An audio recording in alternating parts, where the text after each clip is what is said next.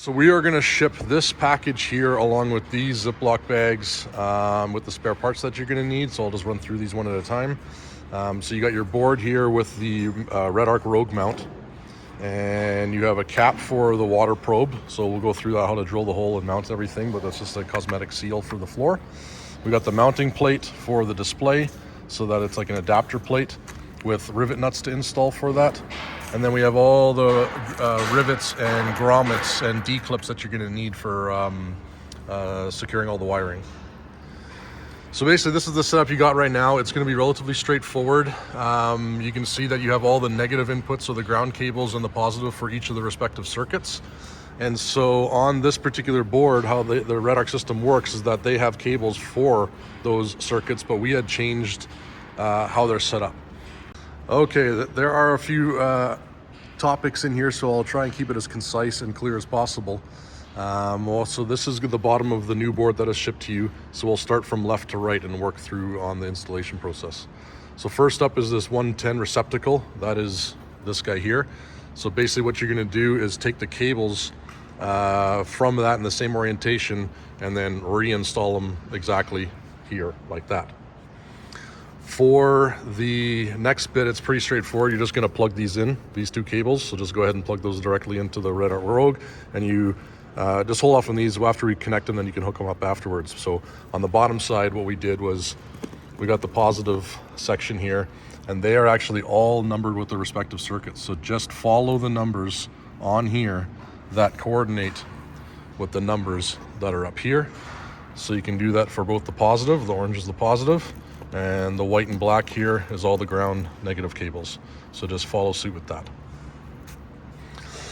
This whole section here, this is for more advanced like internal switching on electrical systems, so we don't take advantage of that. We don't use that except for the one cable down here. This actually goes to the water probe for the water tank, and we just have them taped off here, but they are labeled. By the way, everything's labeled. So they are taped off here, and you are going to hook that up right to the water tank probe, which is right here. So you'll see the cables here that we'll ship, and then hook those up. Green to red and white to blue.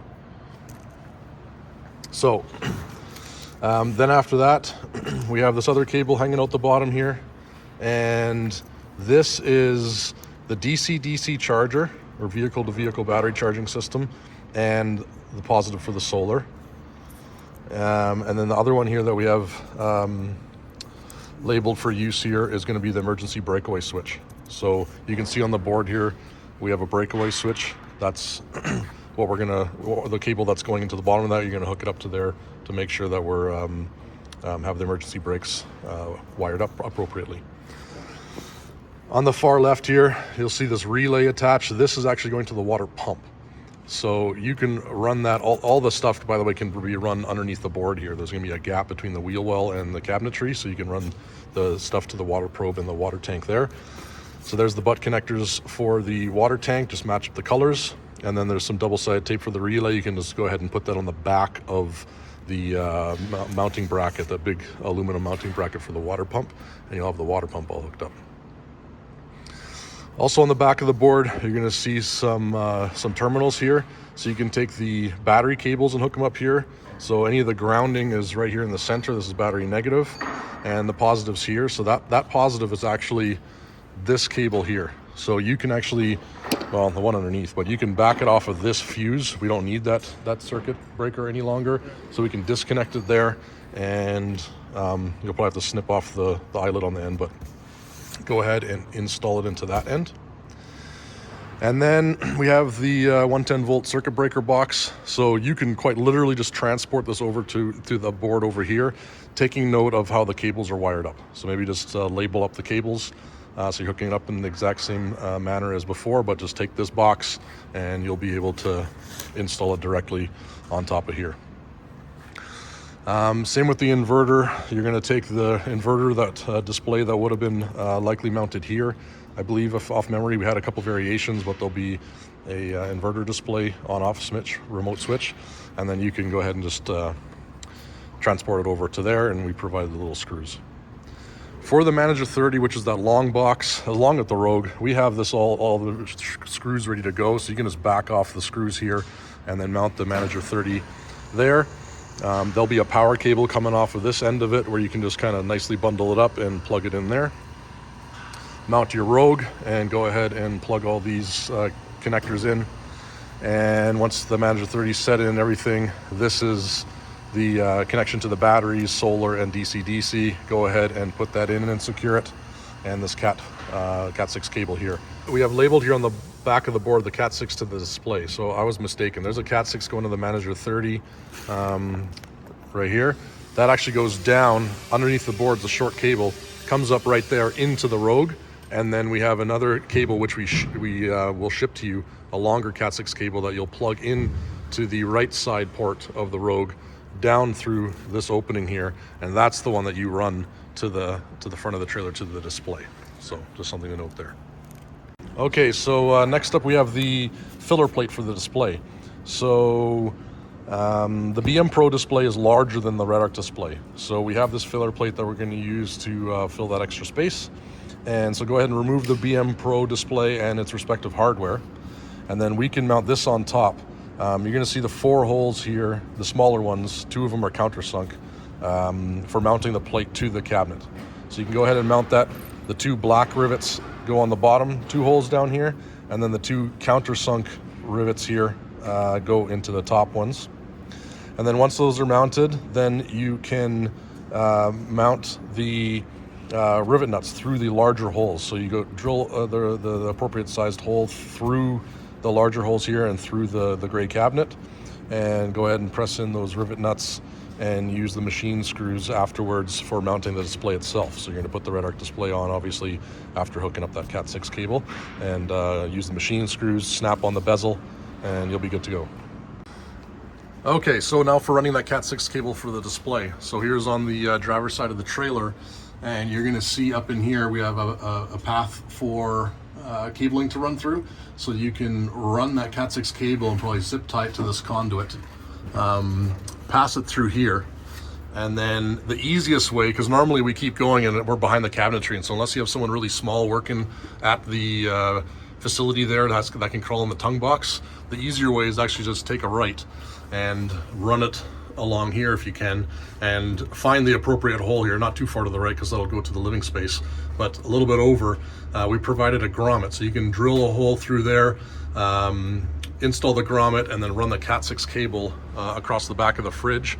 We provided D-clips and rivets, and so you'll be able to drill random 3/16 holes along the way to suspend the cable if you need to, if not zip tie it along the existing cable that's running to the display.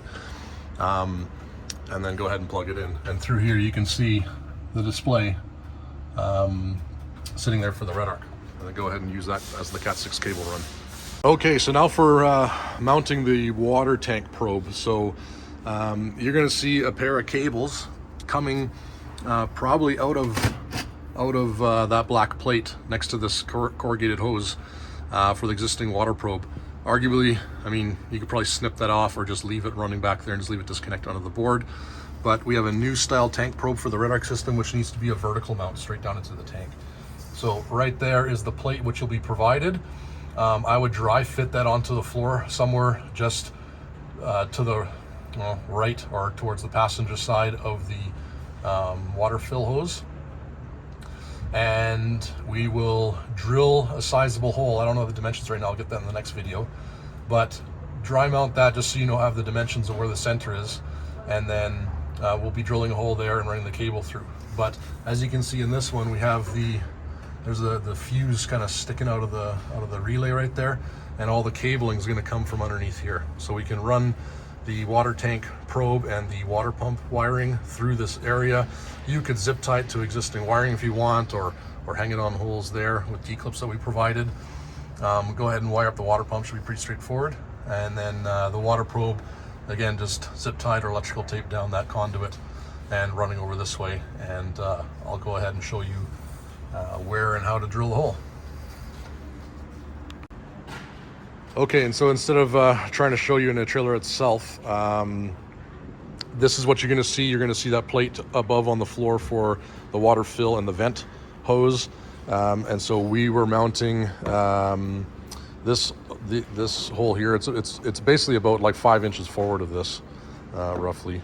center on center of the vent hole. But anyhow, you're going to start off with a 3.5 inch or 90 millimeter hole saw, and you're going to want to just drill through the floor, being careful not to go all the way through the water tank. So if you can go through, you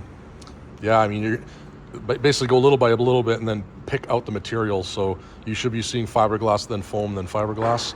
The lower fiberglass layer is way thinner than the top layer of fiberglass, so be careful of that. So once you've gone all the way through, then remove those bits of floor, and now you're going to move on to a 1 3/4 inch hole saw for this bit, or 45 millimeters is the diameter of that hole saw. So again, with this one, because we're not removing the water tank, you can be careful about the shavings falling into the water tank. Unless you have another method for preventing that. I hope you might from your experience. In our case, what we do is we drill basically the vast majority of the way, pull the hole saw out, and then we actually heat up the end of the hole saw with a torch, get it really hot, and we actually melt our way through the remainder of it. It sticks to the hole saw, and we've eliminated any little shavings from falling in. Once you've accomplished that and drilled the hole, then we have the spacer plate, just because that probe's is slightly too long, and you're going to silicone this down, centered on here. Then on goes the gasket, and then we have machine screws, and then you're going to just machine screw straight through the water tank, mount the probe. You're going to want to have that wiring sticking out to forward of the trailer, towards the front of the trailer, because then we have that plate coming on, which I showed you earlier, so that wire can come up and through, and then you have your 4 machine screws to pin that down, and then go ahead and hook up your wiring. So it should be relatively straightforward. Okay, so we have a couple finished boards here, so you can see roughly how it should be looking. So we have the Redarc Rogue here with, well, only a couple of the cables passing through right now, but your others, your Cat 6 going to the display, will be there. And then we have the circuits, positive and negative. And then we have the switching, which is like the green cables coming up on that side. And then the Manager 30 will have the port on the right side with the Cat 6 and the cable, the power cable port right there.